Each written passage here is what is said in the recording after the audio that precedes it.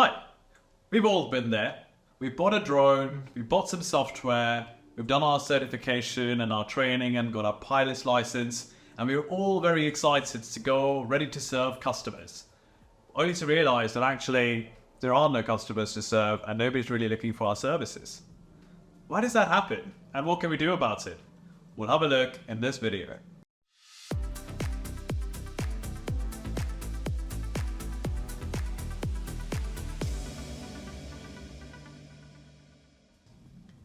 Hey everyone, I'm Varun from Outbound Missions, and in this video I want to talk about how are you able to get more drone jobs, provide more services, and grow your drone operations business. Right, let's jump in. So what happens most of the time, at least that's what I'm seeing in the industry, is that there's a lot of people that essentially put the cart before the horse. And what I mean by that is that a lot of people go out there and they decide, well, I'm going to buy drone X, I'm going to buy software Y, I'm going to get my training, I'm going to be ready to supply services to the world out there. And what happens in reality is that after you've made all that initial investment and put all the cart before the horse, you realize that actually there aren't that many customers looking for your services. And it can be really painful and really lonely during that period because, you know, ultimately you're passionate, you want to provide services. And so how do we actually circumvent that and get beyond that and sort of grow our drone services? 5 things that you can do to actually improve that scenario. Number 1, know your customer. So I'm really surprised sometimes that there are so many people providing services that haven't really nailed down who their customer is. I would say that there is something called an ideal customer profile that every single drone operations business should have. And they should be really looking after this ideal customer profile. And it could be more than one type of customer, but it's important to have this profile to understand who the customers are, what their needs are, and what are they looking for. So I urge you, if you haven't done this already, write a 1-pager describing your ideal customer. Try to isolate what are their pain points, why they might need drone data, how do they typically operate, and where can you actually add value to their day-to-day operations. So that's step 1, know your customer and try to know them as well as possible. Step 2 is to actually narrow down your solution and your overall offering. So what I mean by that is that it's a noisy world out there. We've got so many different people providing so many different services. It can be difficult to stand out if you don't sort of think about what is it the unique thing that you provide that not many others provide that your customer really needs. And it sort of goes back to actually defining who your customer is. You could pick a customer that is being served by a lot of people, or you could pick a customer that's actually underserved. So thinking about what is it that you're providing as a solution and why is it that you are in a good place to provide that solution is actually a good way to, again, further narrow down your solution and your offering. And what comes with that is also the pricing. So you can think about how do you price your solution so that it's competitive in the market. And it's, again, very much tied to the value you're providing to your end customer. Actually, pricing is a whole deal in itself. So we made a separate video on that. So if you want to go check that out, feel free to. But the key point I'm trying to make here is that your solution and your pricing essentially comprises your offer. And you need to be really strategic about why you and what is it that you're providing that can add value to all the different customers out there. Right. That's number 2, narrowing down your solution and your unique selling points. Let's have a look at number 3, sales and marketing. So sales and marketing are super important. And once you've nailed down who your customer is and what is your offer, which is unique, how do you actually attract the right customers is where sales and marketing comes in. So now sales and marketing can be broadly split into 2 different groups. You've got inbound and you've got outbound. Now, inbound sales and marketing is basically when customers come to you, and outbound sales and marketing is when you go to customers. Now, in the early days, it's more likely than not that you will be going to your customers unless you've already got a known brand or a known image or a known circle. So generally speaking, you might be starting off with outbound sales and marketing first, where you go to your customers and essentially enlighten them about the services that you're providing. And once you've got a foothold, you might be moving more towards inbound sales and marketing. So let's have a look at them one by one. So outbound sales and marketing is basically a process where you reach out to your customers And there's only a few different methods that are tried and tested that all businesses around the world use that you can actually try to use even before you buy a drone or buy any kind of equipment. So obviously you can reach out to your ideal customer profiles by reaching out to them over email. Now, email needs to be used really well. I think what happens is email is easy to access and email is also easy to ignore. And so many people essentially end up blasting their customers with so many emails that they actually never get a response back. That's because email shouldn't be abused. It shouldn't really be used as a spamming tool. I think if I had to look at email, the way I would think about it is, can I reach out to my prospect or can I reach out to my customer? And can I add value to their workflows in some simple way that allows me to build a relationship?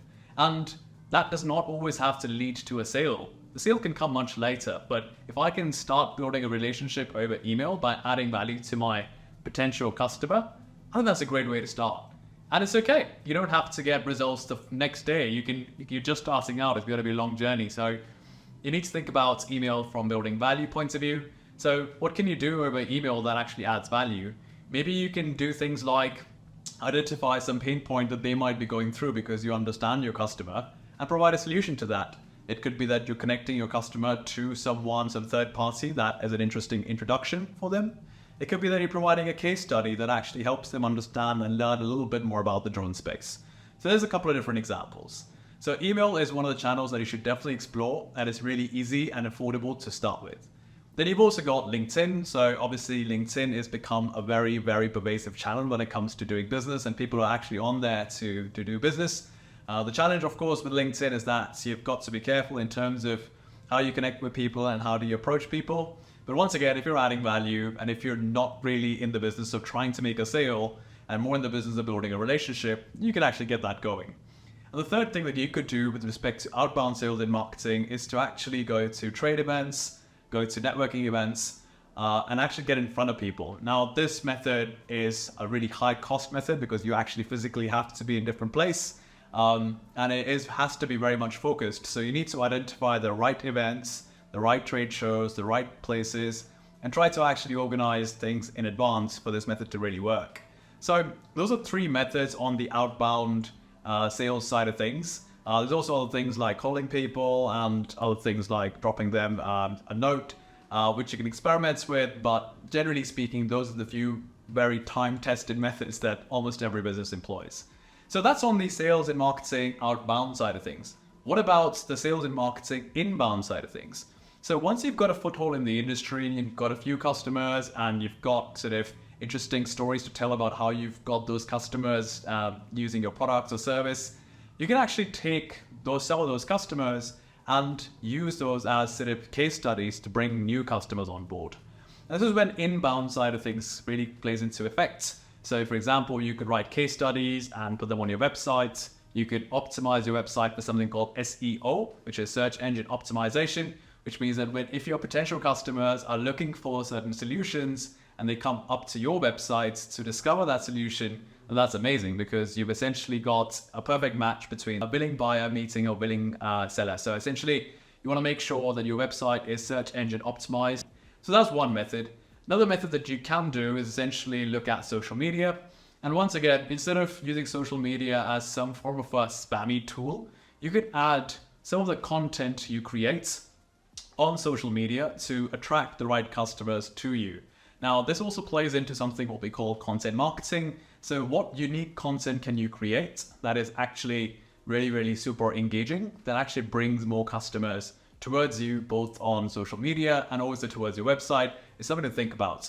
Now, I think content marketing or any other social media side of things can take a while to take off. And it's important here to sort of do lots of different experiments to understand what works, what doesn't, what really resonates with your end prospects or customers, and how do you bring them on board. The third thing that can be really helpful on the inbound marketing side of things is that if you know who your customer is and what they look like online, you could experiment with paid ads. Now, you've got to be careful with paid ads because it's so easy to sort of get trapped into this fallacy of, you've got money to spend, a budget to spend, and you can essentially spend it on ads and that's going to yield X amount of sales. That doesn't really happen unless you're very, very experienced on who the customer is online. So you can experiment with paid ads and you can get people to come to your websites, or you can do paid ads on social media. But one thing to really bear in mind is that paid ads are very much pay to play. You basically get results when you pay, and once you stop paying, you stop getting the results. So it's sort of a balance to strike with some of the other approaches we talked about. So in summary, sales and marketing, we talked about inbound and outbound, and we talked about 3 different channels in each. And you need to sort of understand these channels constantly and keep on top of them to be able to see results progressively. So my recommendation would be make a table of all the different channels and try to sort of experiment with them and see what works and what doesn't. You would actually find that over time, it's really hard to keep up with all the different channels and also run your drone operations and your drone services. So instead of getting overwhelmed with all the channels, what you could do instead is to actually try them one by one and measure the results. Ideally, you want to try them in parallel for speed and efficiency perspectives, but you also don't want to overwhelm yourself where you're not able to actually measure anything, and it's very chaotic. So absolutely try to focus on sales and marketing. Here's some of the approaches that we talked about. Number 4, what I want to talk about is actually example datasets. Now, since we're in the drone industry, I think this point is actually much more aligned to the industry we're in. And we're in a very, very visual industry, if you think about it. As opposed to most of the other industries where things aren't so visual, our industry has that unique property where things are super visual. So instead of talking to someone about stockpile measurements, you can actually show them a data set of stockpile measurements. If someone's talking about facade inspections, instead of just talking about it, you can actually show them what a facade inspection using a drone looks like. Same goes for solar inspections, same goes for cell tower inspections, same goes for agricultural inspections. You've got all these different applications where you can talk the world about what's possible, but as is the old saying, a picture's worth 1,000 words. If a picture's worth 1,000 words, I wonder what a 3D model is worth. Probably 1,000,000 words? Okay, so one of the things that you could do is you could take some of the sample data sets that are available online. In fact, we at Hammer Missions have put out some of our data sets as completely free to use. So if you want to download some of those data sets, or if you want to take links to those data sets and you want to sort of show them to end customers or prospects on what they can achieve using drones, then feel free. At the end of the day, if people are able to understand what they can achieve with drone data, then everyone wins. So example data sets is a very interesting tactic that you can use to explain what is it that people can get with drone data that is new and that's engaging and that's actually a better way to do things. And then the last point that I will make is actually thinking about your network or your community. I think that a lot of people think about what they consume as a diet, but not a lot of people think about what do they consume as social media or the people around them. And I think one of the things that's really important is to make sure that you're surrounding yourself constantly with the right people, with the right communities. So if you're a drone service provider, you could team up with other drone service providers. They may or may not be in your area. They may or may not be competitive. You can always be part of a community where you're able to learn and you're able to actually leverage everything that you're learning by sharing that with other people and other people sharing what they're learning with you. So instead of being an island, you can actually be a part of a community and you can learn and grow together. Same holds true for networking events. If you find there are events in your area, sort of taking part in them and actually contributing to them can be a great way for you to be able to actually accelerate your growth in the drone operations. Right, so we went through that quite quickly. So those are 5 different things that you can do to improve your drone services business. And none of these things actually have to do with drones. They're actually got to do with just building a business. And I think the important thing here is to think about how do you build a business that leverages drone data, and how do you build a business that leverages your unique insights and your unique experience, and how do you sort of like bring that together into the world and help your specific customers. Right, hopefully this was interesting. If you feel that I've missed out on something, feel free to let me know in the comments below. I'm always excited to speak to other drone service providers. As someone running a business in the drone industry, I feel super excited and passionate about this industry. So when I meet other drone service providers that are actually providing services, I'm passionate about and equally passionate about the industry. I get super excited. So if you're watching this video, chances are that maybe we've already spoken sometime on one of the calls we've done recently. If we haven't, we should definitely connect. So if you go to our website and book a call with us, chances are you'll see me on the other side and we'll have a great conversation. So thanks so much for watching this video. Hopefully this was interesting. Feel free to give us a like if you think this was interesting, and we'll see you in the next video for Knowledge Hub.